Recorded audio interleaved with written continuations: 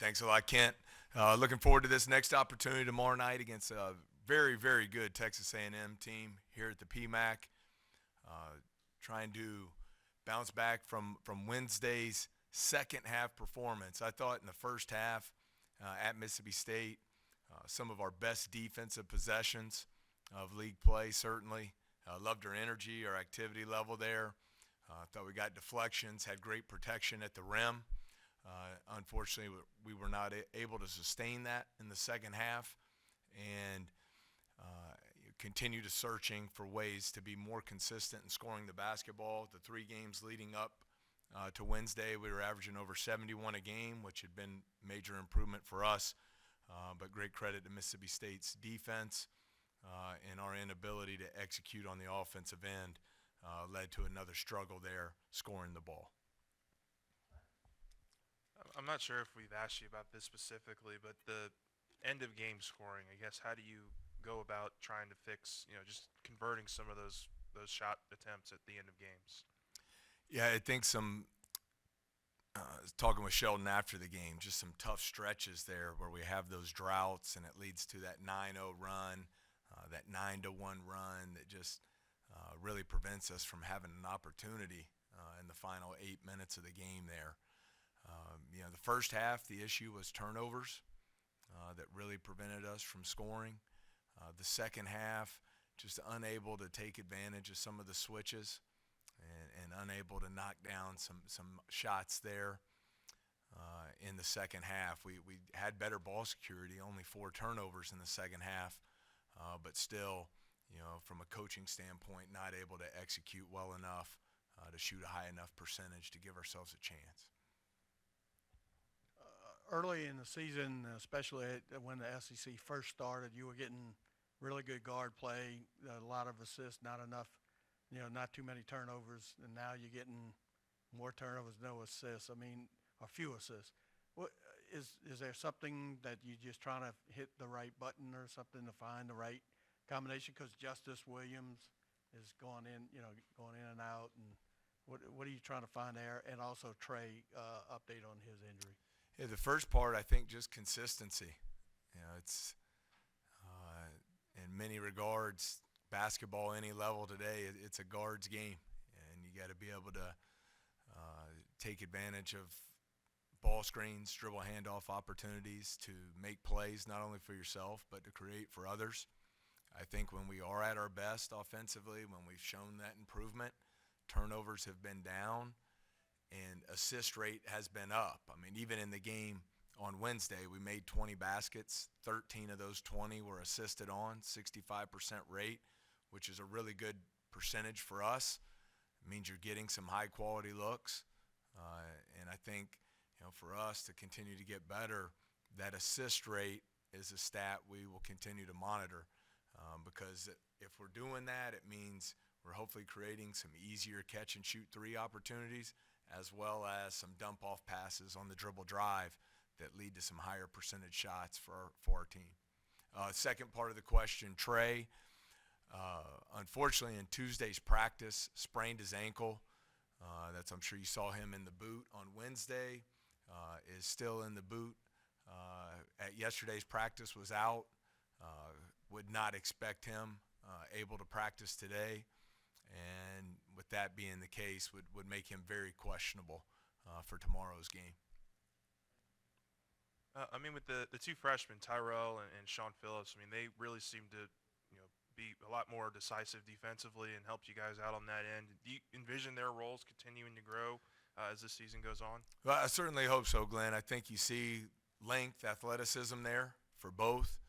I think both have really made huge strides, not just in learning, but practice habits, preparation, and just I think both have played with great motor in their minutes. You look at Sean the other night, 5 rebounds, 2 block shots. Tyrell, I thought, provided great energy, great on-ball defense. Had a couple I know he could have finished, but a couple really nice drives where he got to the basket and has shot the ball pretty well from 3 here over the last 3 games. So Really pleased with both of them and their development, and expect big things from them moving forward. For KJ, in the last 3 games, at the most, he's taken like I think like 10 shot attempts. Do you think that's a lack of aggressiveness, or defense is keying in on him more?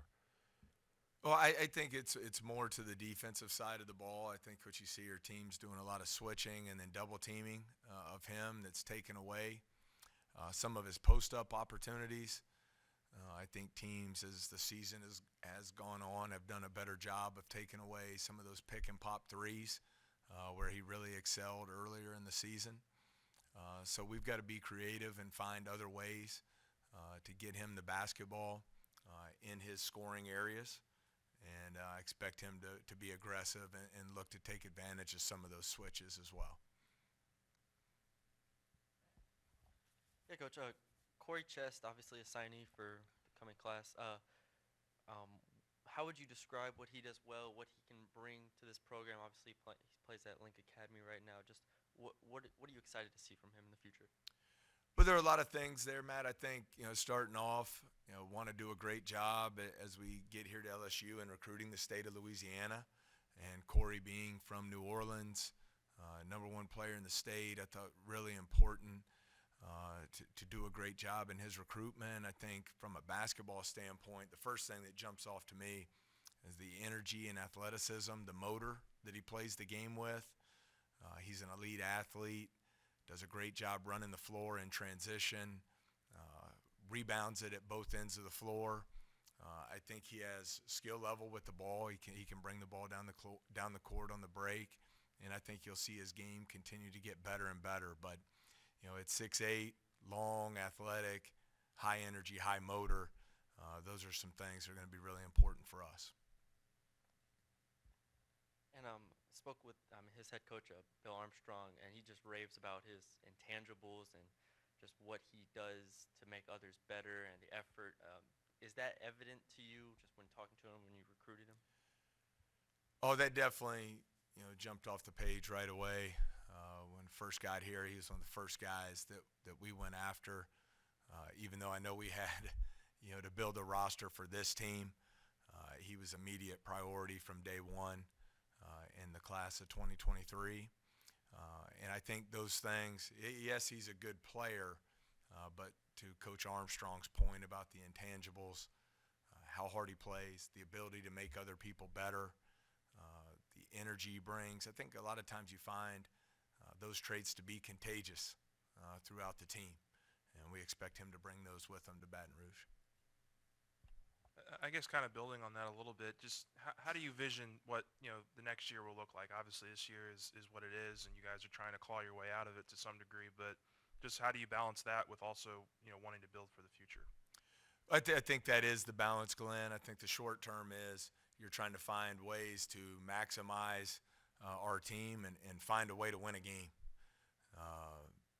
Where can we get better? Where can we make those improvements that will give us the greatest return on our investment and give us an opportunity to get back into the win column? I think long term, you're trying to build a foundation from the standpoint of how you operate, how things are done. You're trying to build on a daily basis recruiting for how you're going to move the program forward.